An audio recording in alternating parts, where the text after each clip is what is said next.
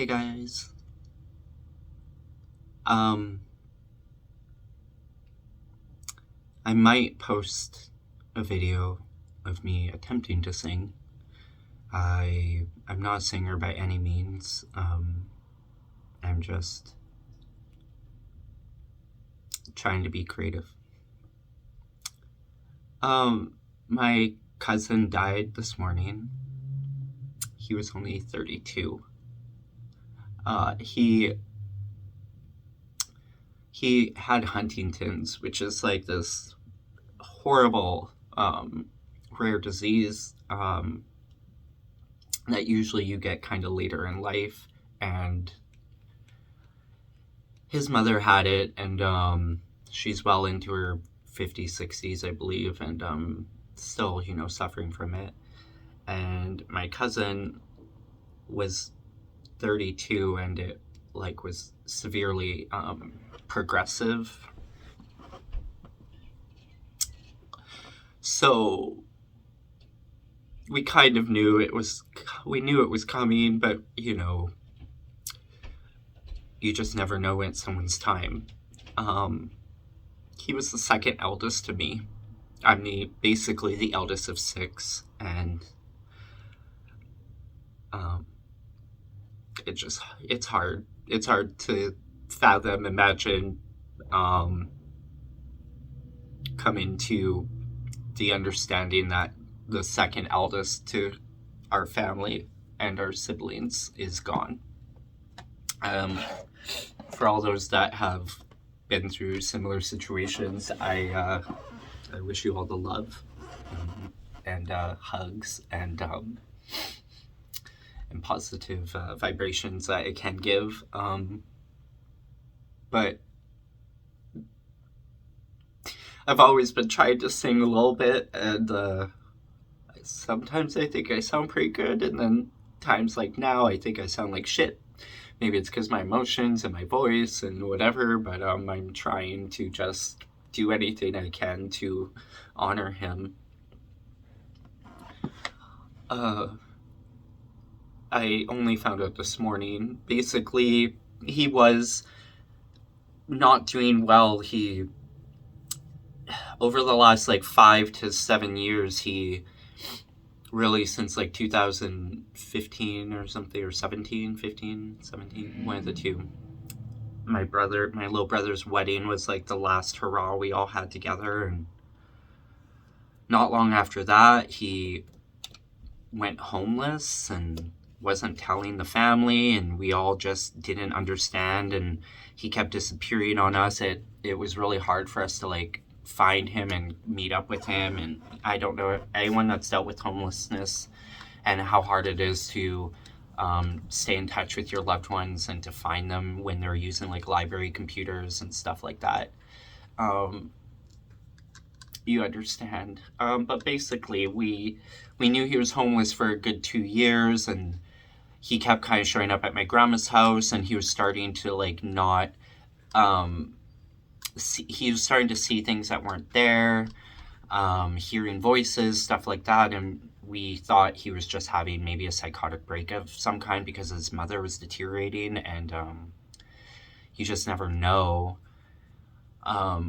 We had no idea that such a thing was genetic and passed down, and it was a topic for many years of trying to see which family members should, get a testing and be prepared, I guess, but we just never expected it to hit so quickly, so soon in his 20s. And so it was a shock when he was finally found and brought to the Edmonton hospital, and he's been there for the past 5 years.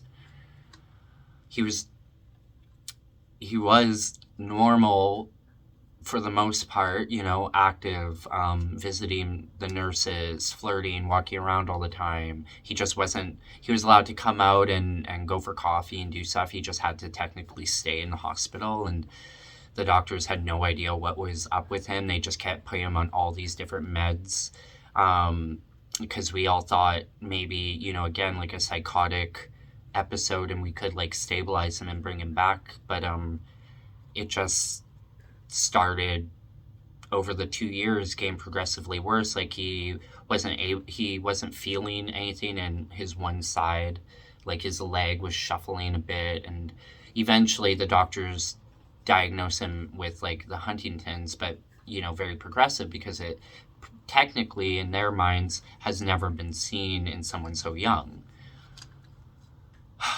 And boy, did it progress, because within like the last 3 years, if not sooner, he was basically a flopping vegetable. Not really, but he couldn't like talk anymore by the end of it all. He had no control over his body functions. The best way I can describe Huntington's is like Alzheimer's mixed with cerebral palsy, as you can imagine. We knew he was in there. He could still communicate. He could still get up and walk every now and then, but it was all like you had to really like have him focused, and a lot of the time he wasn't able to control his movements, and he would really hurt himself. He couldn't take care of himself. All the nurses and stuff had to do it. We spent many years trying to get him into a much better facility that could really help his needs, but we were just always met with so much run around, like years of it,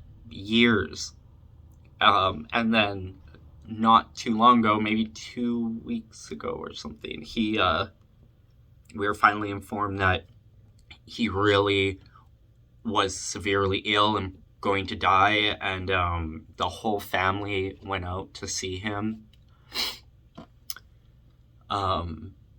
We think, he wanted us all there, all of us together again after a long while. Like, I have a close-knit family, but honestly, we could be closer.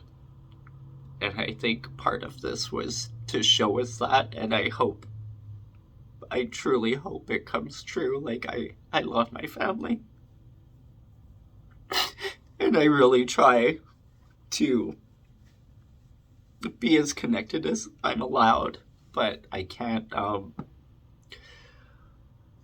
make everyone's decisions for them, so it is what it is. But I've always been that way. Anyway, so we all went out, and basically he wasn't eating, and he's been so depressed in that hospital all by himself for so long, and because most of us don't live there, so it was quite difficult for us to always go up to the city and visit him, which, all regrets, of course, but everything happens the way it's supposed to, and I think he was just ready. He didn't want to live any more years in that kind of suffering state, and basically he was at the point where he couldn't swallow properly, and the food could go into your lungs and you can get extremely sick, like with pneumonia and whatever else. And again, even when you do get him to eat, which we did when we all got up there, honestly, you guys, like when you're with family, never just always believe in the power of energy and love, because all of us there truly, it felt like we brought him back. Like when we showed up, the doctors and them were very sure that he was on his way out.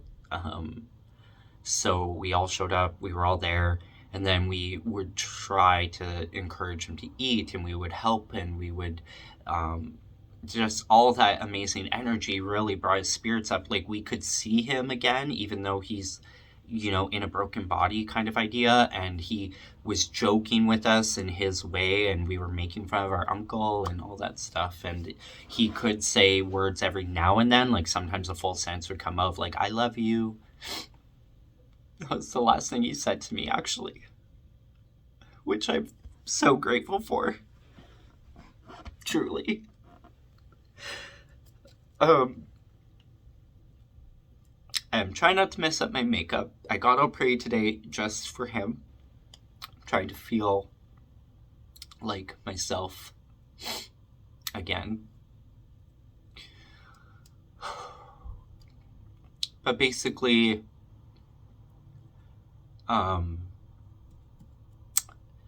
he was doing better. He was eating. He was communicating in his way. He was being put on morphine, so his jerking around didn't affect him so much, and he seemed a lot calmer and happier, my grandmother said. My grandmother stayed there for an entire week, and then she came back down, and then spent a week at home, and then she was on her way today to go back up there because we had finally, after like years of no answers, no proper communication, no nothing, we finally had a place for him here in the city that we live in. And we all went to go see it, and it was beautiful. And we were just so grateful that he was going to be in a place that was so clean, and they had the right staff to take care of him. And he was so close, so we could go visit him, even if he only had 5 years left. We were ready to just be there with him, and just so grateful that he would be in a wonderful place in his end years. And then on top of that, all over the world, Huntington's is now getting a slight cure of 75% slow rate of effectiveness through this drug and this trial drug. And it just felt so hopeful to know that he was coming here, that there was a cure on the way, in a sense. But he wasn't having it. Nope. My grandmother was going to go up. She went up there to the city today. She was going to spend another week with him. They were hoping to get him into this place out here by October 1st. And on her way there, we were called or whatnot through family that he had passed away this morning. I guess the nurses went in and fed him and everything, and then he was choking or something, and they went to go get help, and by the time they came back, he had gone. So anyone that can relate, my biggest everything. The only thing I can think is that he didn't want anyone there. Even my sister was feeling like a little guilty because she this whole week wanted to go see him and visit him, make sure he was doing okay and stuff, but life gets in the way. And I just personally see it that he didn't want anyone there. It's almost like he kept my sister away. It's almost like he knew my grandmother was on her way today, and he's like, I'm sorry, Grandma, but I gotta go, and you can't be here. And same with the nurses. Like, they weren't even there to literally watch him take his last breath. So I just feel like that was his way of being like, I love you guys. I am grateful that we are getting closer to this cure and this and that, but I just can't and don't want to live like this anymore. I'm 32 years old and I have no control, and I'm locked inside my mind. If not, I'm just a floating spirit next to a broken body, you know? And he would always be the first to an after party, you best believe. And what's a bigger after party than the afterlife? Keyword, life. Just remember that. We are all just souls here to come down and learn and grow and teach. I still don't quite understand or know why, of course. We never will. But there is a reason and a blessing behind everything that's happened. It's just hard because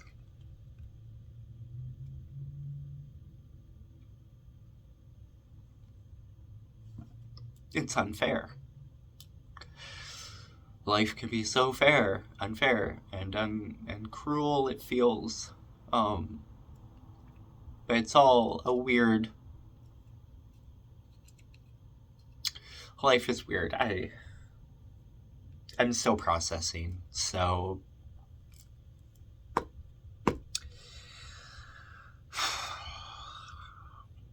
Anyway, I don't know if I'll post the song, but because I think I sound like shit. But I just wanted to know that I loved him and I miss him. So even if I do post it and I sound like shit, just please be a little bit kind if you can. I've never tried to sing a full song before, so that's also what I'm attempting, is just trying to put something completely out there. Anyway, I love all of you that may be watching. Stay strong. Try to find the positive light in every situation. Try to celebrate the life that they lived. Try to live the life they could have lived for them. And always remember that they're right with you. Right with you. Fuck. It's 2 people now I've lost in the last 2 years, so... Whatever, universe. I pray for no more of this pain, please. And I just ask you to have fun up there, Jared. We love you so much, and you're so missed. So missed. Bye.